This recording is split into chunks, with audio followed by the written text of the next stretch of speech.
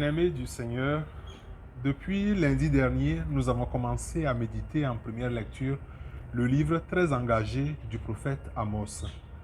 Amos est un prophète du 8e siècle avant Jésus-Christ. Il exerce son ministère dans le royaume du Nord, à l'époque où la terre de Palestine était partagée en deux royaumes et que la religion fondée par Moïse risquait de sombrer sous l'influence des cultes naturalistes des Cananéens habitant la Palestine. Nous sommes sous le règne de Jéroboam II.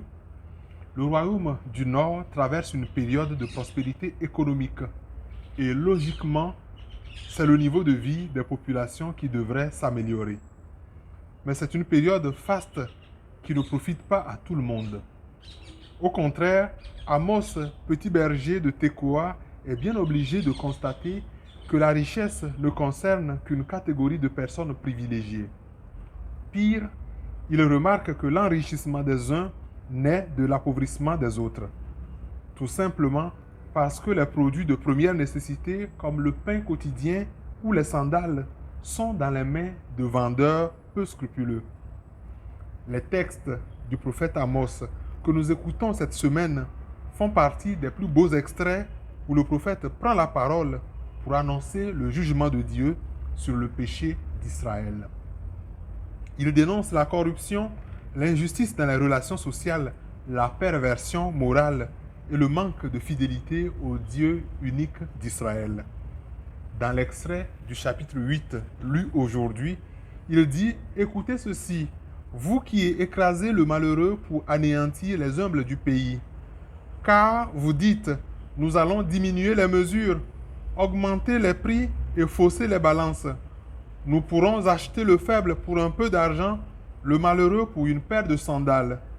Nous vendrons jusqu'au déchet du froment. » Dans d'autres passages de ce livre très engagé, au chapitre 2 et 6 en l'occurrence, Amos dresse un réquisitoire implacable contre ceux qui vivent dans le luxe insolent et l'injustice au détriment des plus pauvres. Malheureux ceux qui vivent bien tranquilles dans Jérusalem, ceux qui se croient en sécurité sur la montagne de Samarie. Couchés sur des lits d'ivoire, vautrés dans leurs divans, ils mangent les meilleurs agneaux du troupeau, les veaux les plus tendres. Ils vendent le juste pour de l'argent, le malheureux pour une paire de sandales. Ils écrasent la tête des faibles dans la poussière, aux humbles, ils ferment la route. On peut bien se demander où est le mal si l'on a la possibilité de s'acheter les veaux les plus tendres des supermarchés, si l'on a les moyens de vivre dans l'abondance et le luxe digne de son rang social. D'après le prophète Amos, le mal d'Israël est de deux ordres. Sa première erreur est d'oublier que tout lui vient de Dieu et de s'installer dans une confortable insouciance entretenue par une prospérité douteuse. Sa seconde erreur est d'ignorer que c'est dans la fidélité à l'alliance que réside la véritable pratique religieuse et non dans un simulacre de piété. Cette double ignorance rend urgente la conversion pour accueillir la miséricorde de Dieu. C'est pourquoi le Seigneur prévient par la bouche du prophète « Je ferai disparaître le soleil en plein midi. En plein jour, j'obscurcirai la lumière sur la terre. Je changerai vos fêtes en deuil et tous vos chants en lamentation.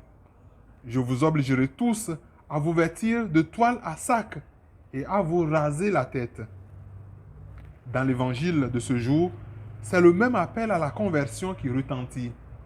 Le Seigneur affirme « Je veux la miséricorde, non le sacrifice. » Autrement dit, c'est la conversion que je veux et non vos exercices de piété qui couvrent une multitude d'actes d'injustice. Bien-aimés du Seigneur, les pratiques que condamne le prophète Amos ne sont pas totalement absentes de nos sociétés actuelles. Puissions-nous nous approprier l'interpellation de la parole de ce jour et progresser nous aussi dans l'établissement d'un ordre social plus humain et plus juste. Que le Seigneur Jésus nous y aide.